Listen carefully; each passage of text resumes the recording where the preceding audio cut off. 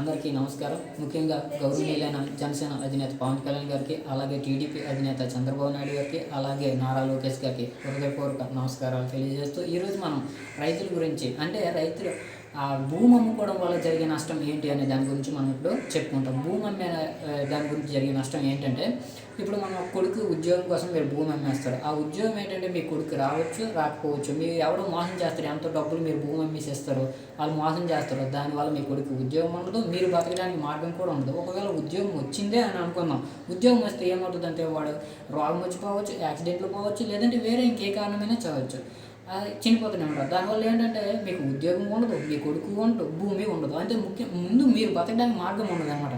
అలాగే ఇంకో తప్పు ఏం చేస్తున్నారంటే, కూతురు పెళ్లి కోసం భూమి అమ్మేస్తారు. కూతురు పెళ్లి కోసం భూమి అమ్మేయడం వల్ల ఏమవుతుంది అంటే, కూతురుని ఎవరికో వచ్చి పెళ్లి చేస్తున్నారు. అక్కడ మీ కూతురు మీ అల్లుడు బాగా చూసుకోవచ్చు, చూసుకోకపోవచ్చు. దానివల్ల విడాకులు తీసుకుని మీ కూతురు మీ ఇంటికి వచ్చేద్దాం అనుకుంటుంది. దానివల్ల మీరేమంటారు, వద్దొద్దమ్మా అక్కడే ఉండమ్మా అని అంటారు. మీరు ఎందుకు, మీకు పెంచి పోషించుకునే స్తోమత అనేది మీరు కోల్పోతారు. మీ భూమి అనేది బరువు ఇదేనమాట, ఒక భరోసా. ఆ భరోసాని మీరు ఎప్పుడైతే కోల్పోతారో, మీ కూతురిని అక్కడే ఉండమ్మా అనేసి మీరే నాకు చెప్తారు. దానివల్ల ఏమవుతుంది, అక్కడ ఇబ్బందులకి గురయ్యి చనిపోతుందంట, ఆత్మహత్య చేసుకుంటుంది. ఆ చావు కారణం కూడా మీరే. కారణం ఏంటంటే, మీరు భరోసా ఇవ్వలేకపోవడం, మీ కూతురికి భరోసా ఇవ్వలేకపోవడం, మీ కొడుకు భరోసా ఇవ్వలేకపోవడం, మీరు భూమి అమ్మేయడం వల్ల మీకే ఉండదు భరోసా.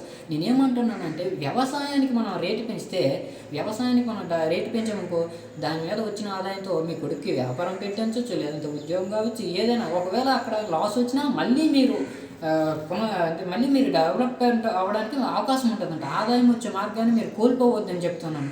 మీ కూతుర్ని అదే ఆదాయం వచ్చిందనుకో, భూమి మీద కట్నం ఎక్కువ ఇవ్వచ్చు అనమాట. భూమి అమ్మనే కాదు, ఆదాయం వ్యవసాయం మీద వచ్చిన డబ్బులతో కూతురికి కట్నం ఇచ్చి పెళ్లి చేయొచ్చు. ఒకవేళ విడాకులు తీసుకున్నా మళ్ళీ వచ్చిన రెండోసారి పెళ్లి చేసే అవకాశం కూడా, భరోసా, ధైర్యం మీకు ఉంటుంది. మీ కూతుర్ని మీరు తెచ్చుకోవచ్చు, లేదంటే మీ కూతుర్ని మీ మనవళ్ళు కూడా మీరు పెంచి పోషించుకోవచ్చు. ఆ ధైర్యాన్ని, ఆ భరోసాని మీరు ఎప్పుడైతే కోల్పోతారో, దానివల్ల మీ కొడుకులు కావచ్చు, మీ కూతుర్లు కావచ్చు, చనిపోయే పరిస్థితులు అనేవి సంభవిస్తాయి. అందుకే నేనేమంటున్నానంటే, వ్యవసాయానికి రేట్లు పెంచుతాం, ఉన్న భరోసాని ఎవరు పాడు చేసుకోవద్దు. అది నేను ముఖ్యంగా రైతులందరికీ చెప్తున్న విషయం.